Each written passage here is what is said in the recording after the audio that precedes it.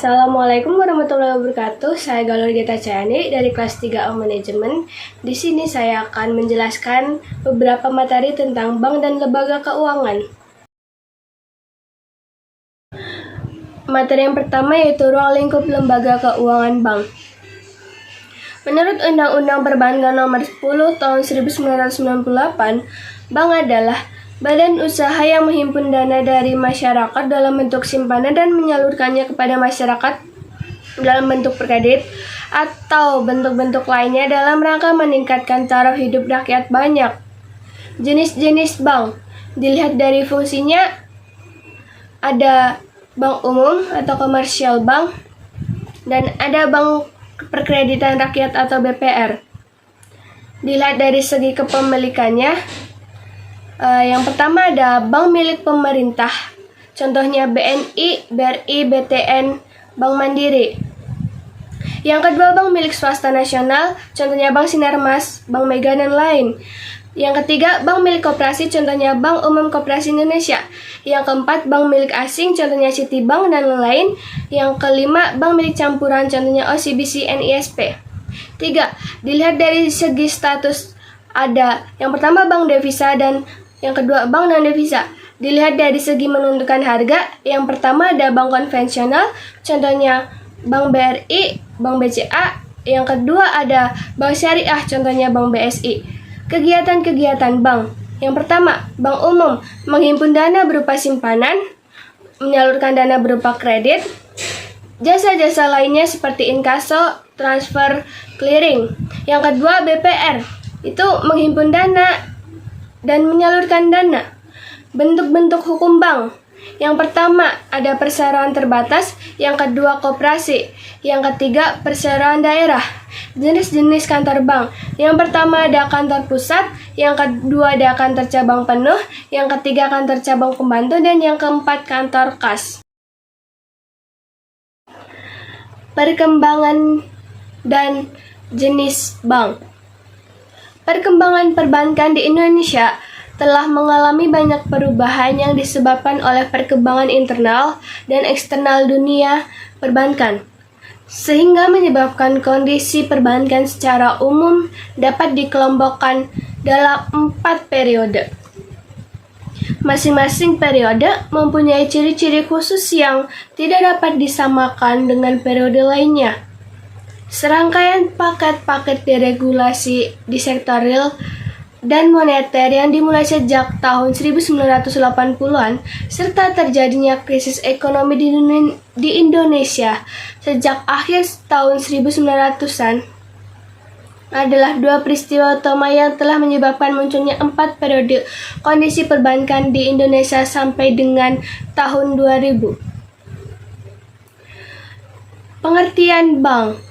Bank adalah badan usaha yang menghimpun dana dari masyarakat dalam bentuk simpanan dan menyalurkannya kepada masyarakat dalam bentuk kredit dan atau bentuk-bentuk lainnya dalam rangka meningkatkan taraf hidup rakyat banyak. Jenis-jenis bank.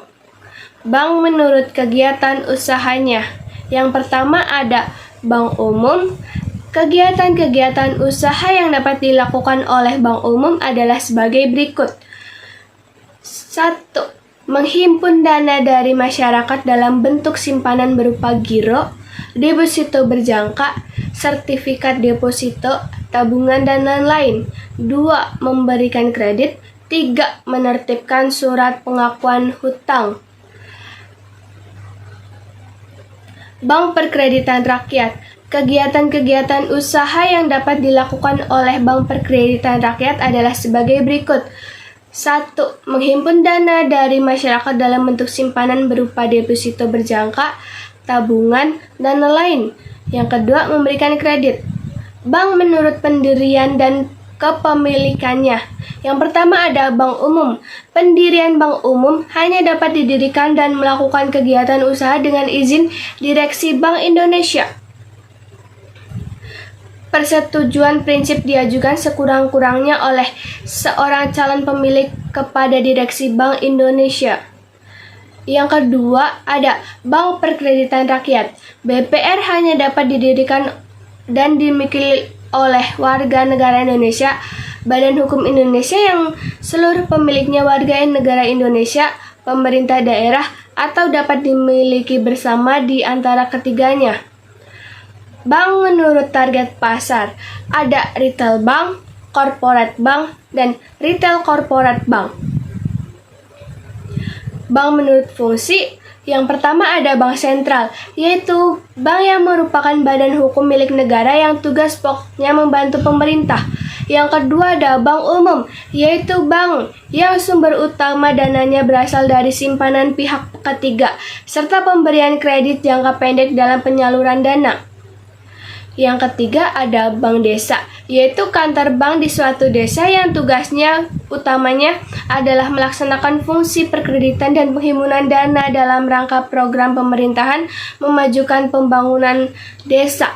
Yang keempat, BPR, yaitu kantor bank di kota kecamatan yang merupakan unsur penghimpunan dana masyarakat ataupun menyalurkan dananya di sektor pertanian dan pedesaan. Bank menurut status kepemilikannya. Yang pertama ada bank milik negara, yaitu bank yang seluruh modalnya berasal dari kekayaan negara yang dipisahkan dan pendiriannya di bawah undang-undang tersendiri.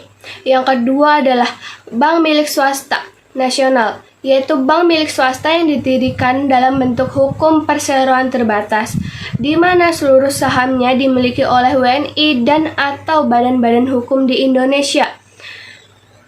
Yang ketiga, bank swasta asing, yaitu bank yang didirikan dalam bentuk cabang bank yang sudah ada di luar negeri atau dalam bentuk campuran antara bank asing dan bank nasional yang ada di Indonesia. Yang terakhir ada bank campuran, yaitu bank yang sebagian sahamnya dimiliki oleh pihak asing dan pihak swasta nasional. Yang ketiga yaitu materi kesehatan dan rahasia bank. Kesehatan suatu bank dapat diartikan sebagai kemampuan suatu bank untuk melakukan kegiatan operasional perbankan secara normal dan mampu memenuhi semua kewajibannya dengan baik dengan cara-cara yang sesuai dengan peraturan perbankan yang berlaku. Aturan kesehatan bank. 1. Bank wajib memelihara tingkat kesehatan bank sesuai dengan ketentuan kecukupan modal, kualitas aset, kualitas manajemen, likuiditas, rentabilitas, solvabilitas, dan aspek lain yang berhubungan dengan usaha bank, dan wajib melakukan kegiatan usaha sesuai dengan prinsip kehati-hatian. 2. Dalam memberikan kredit atau pembiayaan berdasarkan prinsip syariah dan melakukan kegiatan usaha lainnya, bank wajib menempuh cara-cara yang tidak merugikan bank dan kepentingan nasabah yang mempercayakan dananya kepada bank. 3. Bank wajib menyampaikan kepada Bank Indonesia segala keterangan dan mengenai penjelasan usahanya menurut tata cara yang diterapkan oleh Bank Indonesia. Penilaian tingkat kesehatan bank mencakup penilaian terhadap faktor KAMELS. 1. Permodalan atau kapital. 2. Kualitas aset atau asset quality. 3. Manajemen. 4. Rentabilitas atau earnings. 5. Likuiditas atau liquidity. 6. Sensitif terhadap risiko pasar atau sensitivity to market risk. Pengecualian terhadap rahasia bank tersebut meliputi 1. Kepentingan perpajakan. 2. Penyelesaian piutang bank yang diserahkan ke BUPLN atau PUPN. 3. Kepentingan peradilan dalam perkara pidana. 4. Perkara perdata antara bank dengan nasabahnya. 5.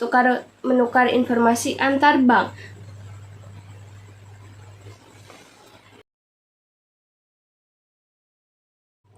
Selanjutnya materi kegiatan mengalokasikan dana atau kredit. Kegiatan penyaluran kembali dana yang dihimpun dari masyarakat kepada masyarakat yang membutuhkan. Pengalokasian dana diwujudkan dalam bentuk pinjaman atau kredit.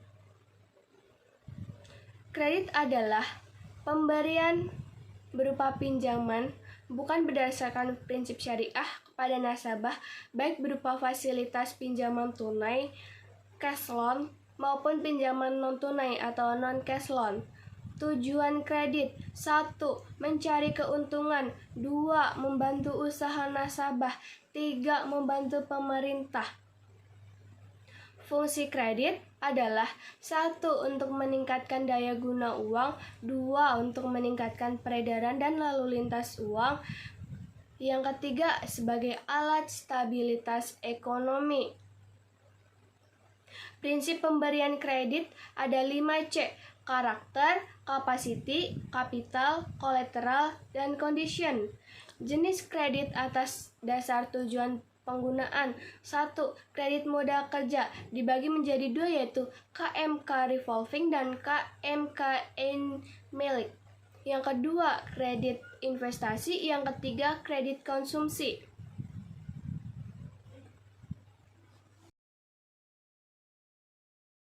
Materi selanjutnya adalah bank umum berdasarkan prinsip syariah. Adalah perbankan yang didasarkan pada prinsip syariah yang sejalan dengan pemikiran Islam mengenai aktivitas ekonomi. Klasifikasi bank dari segi imbalan atau jasa yang diberikan. Bank konvensional, imbalan berupa bunga, sedangkan bank syariah, imbalan atas dasar prinsip syariah yaitu jual beli dan bagi hasil. Perbedaan bank syariah dan bank konvensional adalah: yang pertama, bank syariah berinvestasi pada usaha yang halal, sedangkan bank konvensional bebas nilai. Yang kedua, bank syariah profit dan falah oriented, sedangkan bank konvensional profit oriented.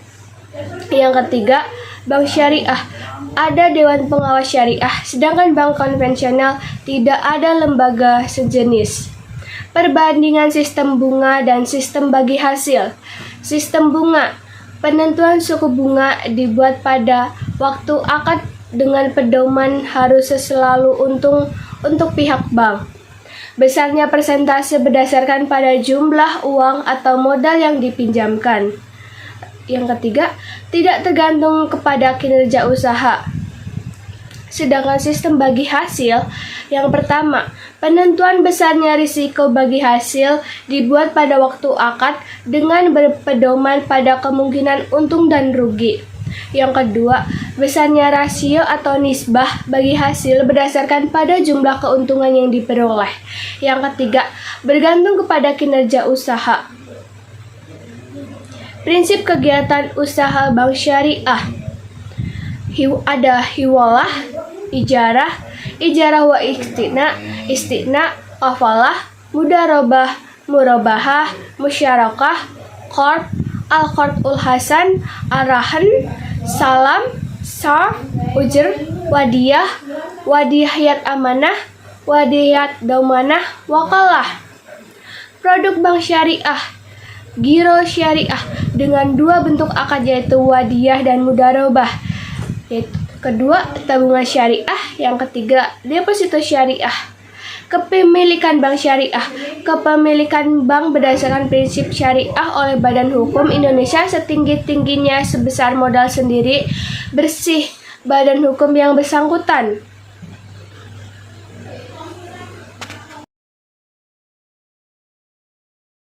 Materi selanjutnya adalah pasar uang. Secara sederhana, pasar uang adalah tempat pertukaran instrumen keuangan jangka pendek antara pemilik modal dan peminjam modal. Pasar uang ada untuk memenuhi pengeluaran atau dana jangka pendek tertentu yang perlu ditutupi secepat mungkin. Ciri-ciri pasar uang: 1. Lokasi abstrak. 2. Tidak terorganisir. 3. Instrumen jangka pendek. 4. Tujuan jangka pendek. 5. Low risk and return. Fungsi pasar uang sebagai 1. Sumber pendanaan. Pasar uang merupakan sarana mempertemukan pemegang modal dan peminjam modal. Yang kedua, sarana investasi. Pemilik modal dapat mentransfer uang yang dimiliki ke pasar uang agar uang tersebut dapat beredar, bahkan memperoleh keuntungan di kemudian hari. Kegiatan ini disebut juga dengan investasi. Yang ketiga, menjaga stabilitas perekonomian. Salah satu tujuan utama pencari modal jangka pendek di pasar uang adalah untuk memenuhi kebutuhan finansial yang mendesak. Hal ini dapat berlaku untuk bisnis dan individu. Yang keempat, menjadi fasilitator dan mediator. Pasar uang adalah mempertemukan antara pihak yang memiliki kelebihan dana atau investor atau pemilik modal dengan pihak yang membutuhkan dana atau peminjam atau pencari modal. Instrumen pasar uang. Yang pertama, Sertifikat Bank Indonesia atau SBI adalah salah satu instrumen pasar uang berupa surat berharga yang diterbitkan oleh Bank Indonesia dengan jumlah tertentu. Yang kedua, Surat Berharga Pasar Uang (SBPU) adalah instrumen pasar uang berupa surat berharga yang biasanya diterbitkan oleh bank umum. Namun, SBPU hanya ditransaksikan antara lembaga penerbit dan BI. Yang ketiga, Sertifikat Deposito telah digunakan oleh bank dan lembaga penyimpanan lainnya sebagai sumber dana yang dibeli dan sebagai sarana untuk mengelola posisi kewajiban mereka. Yang terakhir, Commercial Paper Promise adalah surat promise jangka pendek tanpa jaminan yang diterbitkan oleh perusahaan dan pemerintah asing. Materi selanjutnya adalah pasar modal. Menurut Ciptono, Darmaji, dan Hendy M. Fakhrudin, pasar modal adalah pasar untuk berbagai instrumen keuangan jangka panjang yang bisa diperjualbelikan seperti hutang, ekuitas atau saham maupun instrumen lainnya.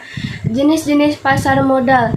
Jenis-jenis pasar modal di Indonesia yaitu Bursa Efek Indonesia atau BEI atau biasa dikenal dengan Bursa Efek Indonesia, yang telah memiliki beberapa cabang yang tersebar di beberapa negara di wilayah Indonesia. BEI merupakan gabungan dari dua bursa yang sudah ada yaitu Bursa Efek Surabaya atau BES dan Bursa Efek Jakarta atau BEJ. Pelaku pasar modal yang pertama ada emiten, badan usaha atau perseroan terbatas yang menerbitkan saham untuk menambah modal atau obligasi untuk mendapatkan uang dari investor di bursa efek. Yang kedua ada perantara emisi, meliputi 3 pihak yaitu penjamin emisi, akuntan publik, dan perusahaan penilai. Yang ketiga ada Badan Pelaksanaan Pasar Modal. Badan Pelaksana Pasar Modal mengatur dan mengawasi jalannya pasar modal termasuk pengeluaran emiten yang dapat memberikan sanksi kepada pihak yang melanggar aturan dalam pasar modal, yaitu bursa efek, perantara perdagangan efek, investor. Instrumen pasar modal ada yang pertama ada saham, yang kedua surat atau obligasi, yang ketiga reksadana, yang keempat derivatif. Fungsi pasar modal. Fungsi pasar modal adalah sebagai sarana bagi pendanaan usaha atau bagi perusahaan untuk mendapatkan modal dari masyarakat atau investor, juga sebagai penggalangan dana sarana investasi, pemerataan pendapatan, dan sebagai pendorong investasi lainnya. Manfaat pasar modal. Jumlah dana bisa berjumlah besar. Yang kedua, dana dapat diterima setelah pasar perdana selesai. Yang ketiga, tidak adanya perjanjian. Yang keempat, solvabilitas perusahaan terjaga tinggi. Materi yang terakhir adalah pasar valuta asing. Falas atau valuta asing sering diartikan sebagai bagian dari devisa suatu negara. Devisa merupakan seluruh kekayaan yang dimiliki suatu negara, dan kekayaan itu tidak berada di negaranya sendiri, tetapi di negara lain. Bentuk dari devisa itu sendiri berbagai macam, seperti barang, jasa, atau sejenis mata uang yang berfungsi sebagai alat tukar antar negara. Fungsi pasar valuta asing terhadap perdagangan internasional atau antar negara. 1. Sebagai alat tukar internasional. Karena sangat berperan penting terhadap perekonomian antar negara, alat ini berfungsi sebagai perantara atau alat untuk menukar baik barang atau jasa dari suatu negara terhadap negara lainnya. Yang kedua, sebagai alat pembayaran internasional. Sebagai alat tukar, apabila pemerintah suatu negara berhutang kepada negara lain dan akan melakukan transaksi pembayaran, maka negara tersebut tidak akan membayar sendiri atau dengan mata uang tersebut. Itu dipinjamkan sifatnya. Yang ketiga, sebagai alat untuk memperlancar perdagangan internasional. Dikatakan demikian dikarenakan beberapa fungsinya telah disebutkan dan dijelaskan, seperti khususnya alat tukar internasional dan alat pembayaran internasional. Jenis-jenis pasar valuta asing. Berdasarkan jenisnya, valuta asing fisik, valuta asing non-fisik. Berdasarkan bentuknya, mata uang asing, saldo kredit, surat wesel luar negeri, hak penerimaan pembayaran. Berikut sudah saya paparkan beberapa materi tentang bank dan lembaga keuangan. Selanjutnya, saya akan memaparkan tentang kesimpulan. Kesimpulannya adalah, menurut Undang-Undang Perbankan Nomor 10 Tahun 1998, lembaga keuangan, khususnya bank, adalah badan usaha yang menghimpun dan menyalurkan dana. Menghimpun berupa simpanan dan menyalurkan dana berupa kredit. Jenis kegiatan bank melibatkan bank umum, BPR, dan bank asing dengan berbagai kantor seperti kantor pusat dan cabang. Fungsi bank mencakup agent of trust, agent of development, dan agent of service. Perkembangan perbankan di Indonesia terpengaruh oleh faktor internal dan faktor eksternal, termasuk deregulasi dan krisis ekonomi. Jenis-jenis bank dibagi berdasarkan kegiatan usahanya, pendirian, kepemilikan, target pasar, fungsi, dan status kepemilikan. Kesehatan bank diukur dari kemampuannya menjalankan kegiatan operasional sementara. Rahasia bank terkait dengan kepercayaan masyarakat. Bank Indonesia sebagai bank sentral mengatur masalah keuangan dan menjaga stabilitas rupiah. Sedangkan OJK dibentuk untuk mengatur dan mengawasi sektor jasa keuangan dengan visi menjadi lembaga pengawas yang terpercaya. Pasar uang dan pasar modal melibatkan instrumen keuangan jangka pendek dan jangka panjang.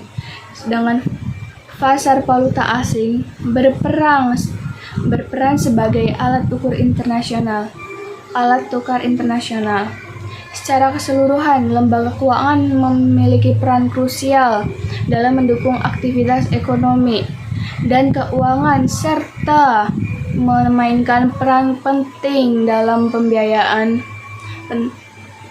dan mengatur keuangan masyarakat. Sekian dari saya. Mohon maaf bila banyak salah kata. Terima kasih. Wassalamualaikum warahmatullahi wabarakatuh.